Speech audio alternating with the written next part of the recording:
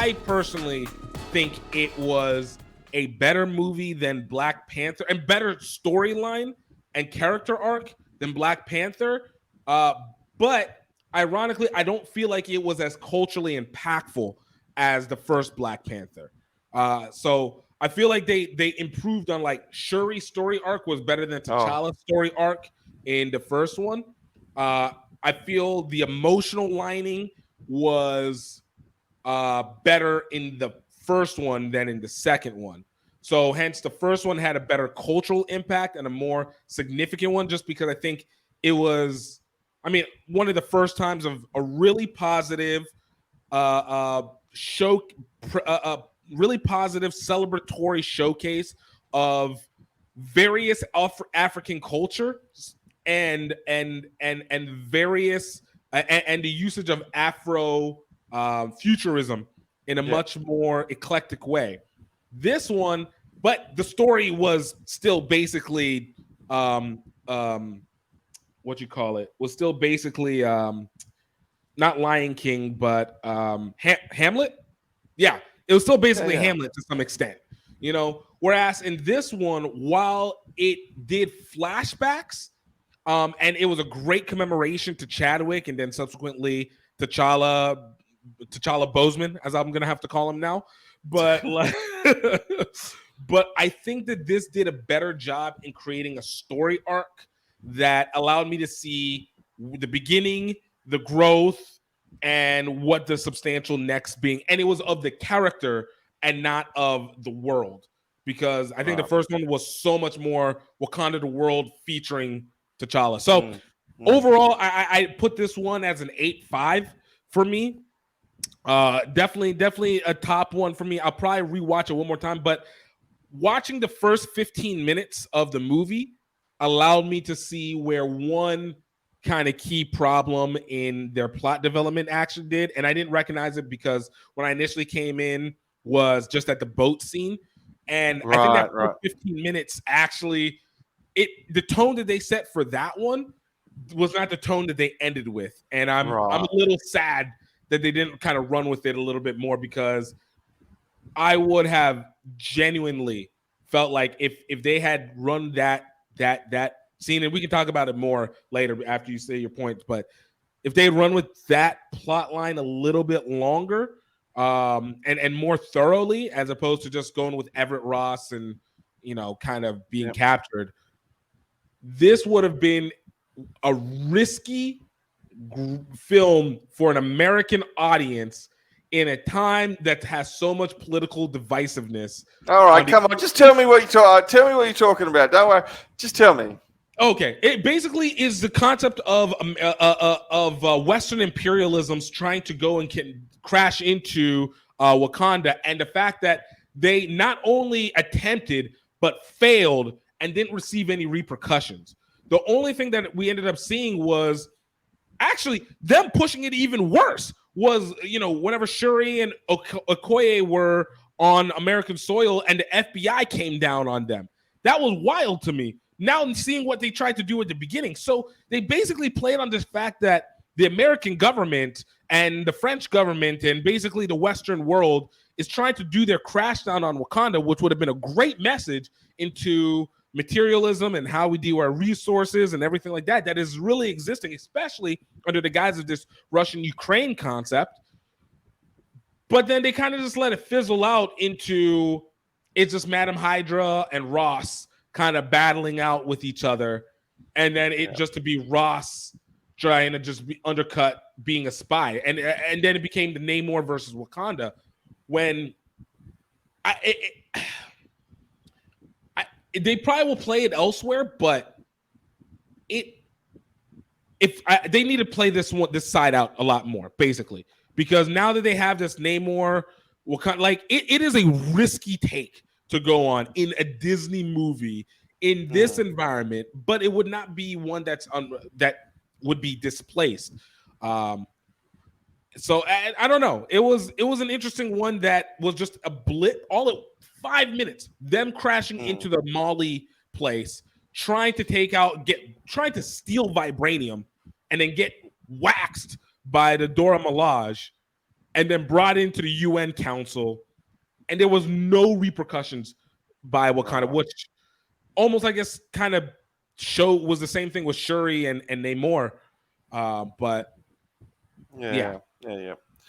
That's a very interesting point. Madam Hydra puts it out there, doesn't she? When she says to, we want that vibranium, right? Yeah. That was like I mean, that's setting that whole line to me. Just kind of said, okay, this is, she's spoken the quiet. What do they say? She's spoken the quiet bit out loud, right? She said, I don't give a damn about Wakanda. I don't give a damn about that. We're the United States of America. We want the nukes, right? Yes. I just in my own mind, I just replaced the word to help us get constant. Right. And that's a compelling storyline because that's exactly what would happen, right? Exactly. That's exactly what would happen, particularly post-Snap world. They've just lost half the population. They've all come back. The planet is vulnerable. We saw it with White Vision. Yeah. They know that they're behind the eight ball, that they're superior technology in the universe. They know everything, and now they need to catch up. And if they're not going to let Wakanda get in their way, right? As they would in real life, they would not allow any other country to get in their way. Yeah. And and I agree with you that's the thing that they didn't really dive into it with this as I thought they would. I was expecting, for example, at the end, that fight between Wakanda, I expected the US to turn up. Same. Now seeing that part, I would have expected that to happen towards the end. Yeah. Because there's just no way they're going to let this shit stand, right? There's just no way. For example, at the start, they invade that boat. They do all that stuff. Mm-hmm. Sure as eggs, the very next day, there'd be 3 times as many soldiers on that boat. Yeah. There's just like, okay, someone's got the better of us. We must be getting close to vibranium. There's no way they're going to turn their back on that because they'll probably think we're onto something here. And I agree with you that it was ripe. I used the analogy, I think, when we were talking before. It was ripe for a civil war, Winter Soldier. Yeah. There's something wrong with the government storyline, right? And it would have been to the max. But that's why I said it would be a risky one because, again, without sound conspiratorial, would the powers that be allow this concept? I almost sometimes think that there is Dwayne "The Rock" Johnson imperviousness that has to go with that kind of storyline, especially when directing it into the U.S. because of the fact that it goes in counter to one, the location as to where you're creating this movie, but two, to the messaging that goes from an international base because you have this international platform that can run. So I really would have loved to be able to have seen that exist a lot more, especially like you said at the end, because now the Namor versus Wakanda concept, what are basically sister nations, now have this tentative, alliance, but and know that the real enemy is these other countries, but what does it build toward? And honestly, from a story standpoint for the greater MCU universe, I don't know if they can actually go to the extent that I would want them to, because I don't know how it would fully connect. Like, it's not a Sokovia Accords kind of situation again, Yeah. I think, it's an interesting one where they're going to go. Obviously, there's armor wars coming up. Right. There's that technology that's going to be up for grabs, and of course, secret invasion. That all that stuff's now kicking around in there, and it's at least what Wakanda Forever gave us was a direction. I felt when I left that, I don't know what's going to happen with Shang-Chi. I don't know what's going to happen with the Guardians again. I don't know what's happening with that bloody thing floating around in the ocean. Still got totally forgotten about. the And Eternal. they I were don't in know. the middle of the ocean, and they still haven't acknowledged this thing. I just wanted one of the Telekin guys to say, "What are we doing? Has anyone ever noticed? Are we going to talk about this?" But no. But I don't know what's happening with all those little storylines. Right. But I do know what's happening with this one. And I thought, okay, at least this one, because she said America wants vibranium, right? Yeah. And we're going to do whatever, and as we're going to do whatever we can to get it, and that makes total sense. I thought, okay, what kind of, again on that same thing, what kind of little disappointed me was just how easy and how kind of silly and clumsy sometimes these soldiers are that come and try to steal the vibranium, and how easy the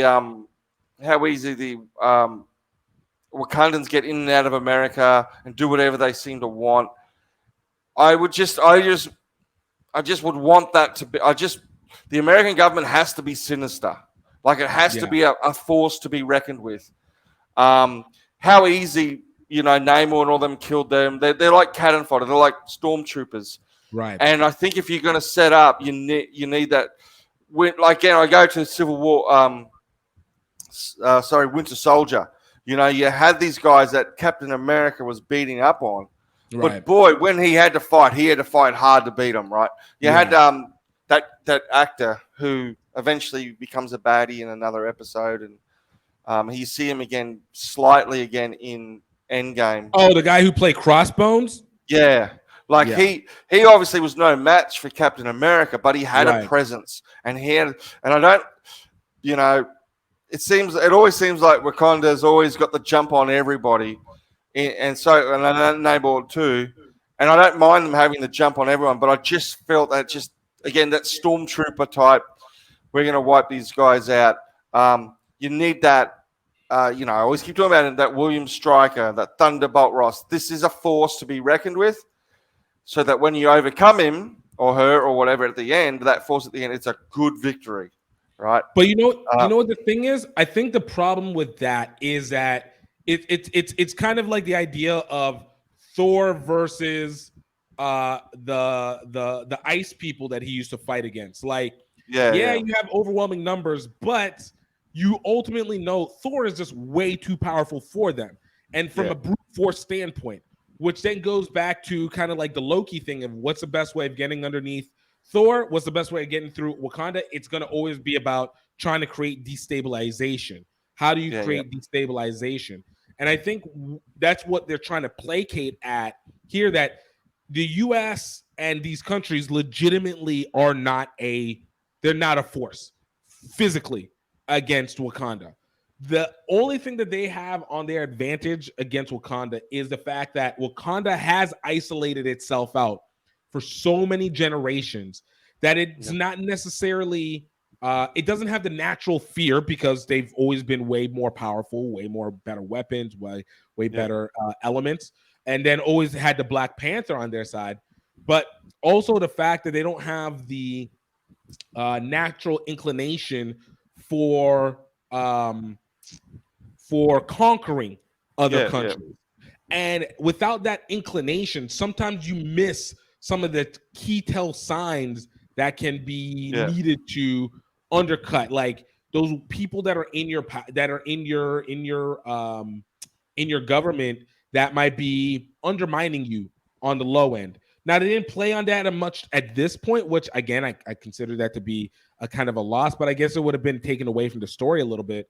But I do think that that's going to be the element that ends up working against Wakanda is, again, how do we destabilize the government versus how do we overrun it? Because the only people that can overrun it are a person like Namor, Kakulakan is or this is where, if other countries are struggling against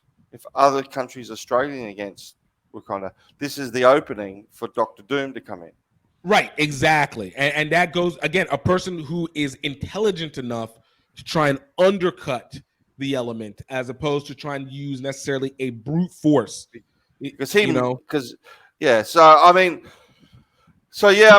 that whole thing about, I was a little disappointed with the fact that the Americans had only one copy of that machine. Yeah. Is like, guys, you really only got one. You couldn't have gone and spent a couple of months looking at the Trying to technology remake it. How do you yeah. reverse engineer this? And I just think that if you've got someone as ruthless as Thunderbolt Ross behind this, and he probably is, or Madam Hydra, you don't. Riri Richards is kept in a bunker or in a, you know what I mean. You don't let her just walk around, la di da di da. You say, you come in here, you're going to make another one of these for us. We're the American, like, you don't play nice, and I just thought, yeah, in the first kind of little bit. The Riri storyline is interesting to me, right? Yeah. Because I think as I watch, I suspected it the first time, but when I watched it the second time, I really think there needed to be a stronger, there was a connection there. I think there needed to be a stronger connection between Riri and Shuri, yeah. There needed to be a real emotional attachment, and it's hinted at, I think, and it's kind of a little bit. How do I put it? I mean, it's hinted at a couple of times, and it's acknowledged, but not deeply ingrained into the story. Right. That Shuri sees Riri as a younger version of herself, right? Which he most definitely is. There just had to be a scene. Because I kept watching for it in that first 20 minutes where Riri and them Riri and Shuri just emotionally bond. They just really, because they are friends, but they needed a scene where it could be a emotional sad scene, or it could be a funny scene, but it's got to be where Shuri says, you know what, I recognize this girl. I see myself in this girl. Right. And look, they elemented at it basically in those shot scenes, even at the end, whenever they basically redid the Black Panther entrance scene into Shuri's lab, but this time it was with Riri and all that. So yeah. Oh, it's all there. It's there, right? I'm not saying it's not there, but in that first, again, it should have been like every time someone goes to Captain America and says, hand over Bucky Barnes, you know he's going to say, piss off, right? There's just too much. It had to be like when you heard Namor say, I want to kill this chick, Shuri, you just knew Shuri was going to say, no way. Like, to give up this girl would be to give up myself, and I'm just not going to do that. So it just needed to be in that connection between her and Shuri just needed to be stronger in that first. I think we needed a scene where maybe Shuri talks, because it's there. It's hinted at the end where Shuri hears about the death of of Riri's father, right? And they say and bond about that, and so what would have made that? I think it would have helped the story a little bit down the line. Is that the whole story is Shuri, her natural intellect, her powerful intellect, everything that her technology, her functional mind, that verges on atheism stuff, fails to do the job consistently, and so we see right at the start. The first thing we hear is her praying to the Bosch God, saying, if you're really that good, like if you really want me to come on board, deliver the goods here, right? And it doesn't. Then she goes through the whole thing, and her mum says, let's pray, let's do this ceremony. No, he's T'Challa's not on the breeze, it's not on the wind. Yeah, you know what I mean. So she keeps fighting against this, getting in touch in the spiritual side. She refuses to believe that the plane is there. And all that stuff. And when she does go there, guess who's waiting for her? Let's remind our friends to please click on the subscribe button and hit that notification bell so you know when we have new videos out. Subscribe! Subscribe! Oh, God.